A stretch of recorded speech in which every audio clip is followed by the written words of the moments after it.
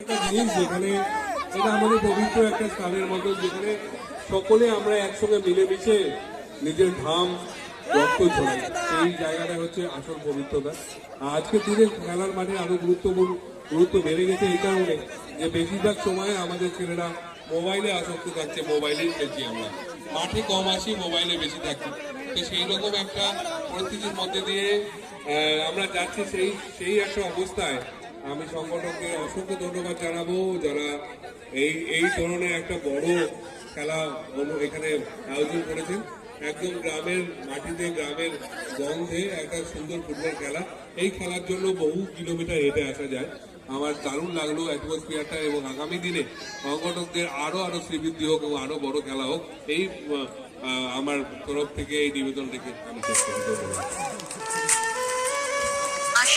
অসংখ্য ধন্যবাদ জানাই আমাদের সম্মাননীয় আইসি মাননীয় মনোজিৎ সরকার মহাশয়। মূল্যবান বক্তব্য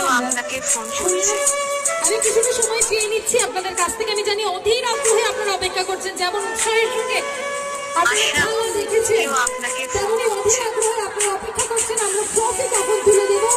এবং অবশ্যই এই টানা 7 দিন ব্যাপী আমরা রয়েছি এই খেলায়। অবশ্যই আজকের এই মুহূর্তের জন্যই আমাদের অপেক্ষা। আমাদের যে দুই দল ভালুয়ারা শান্তি ক্লাব এবং জগন্নাথপুর ইউথ ক্লাব, তার সমস্ত খেলোয়াড়দের আমি অনুরোধ করছি আপনারা একটুখানি, জানি এতক্ষণ ধরে খেলা করেছেন, একটু পরিশ্রান্ত রয়েছেন, কিন্তু আপনাদেরকে অনুরোধ করছি আমাদের মঞ্চের সামনে আসার জন্য। আপনারা এলেই আমরা সকলের হাতে আমরা ট্রফি তুলে দেব। ভালুয়ারা শান্তি ক্লাব এবং জগন্নাথপুর ইউথ ক্লাবের সমস্ত খেলোয়াড়দের আমাদের ম্যাচ অফিসিয়ালদের আমরা অনুরোধ করছি আমাদের মঞ্চের সামনে আসার জন্য।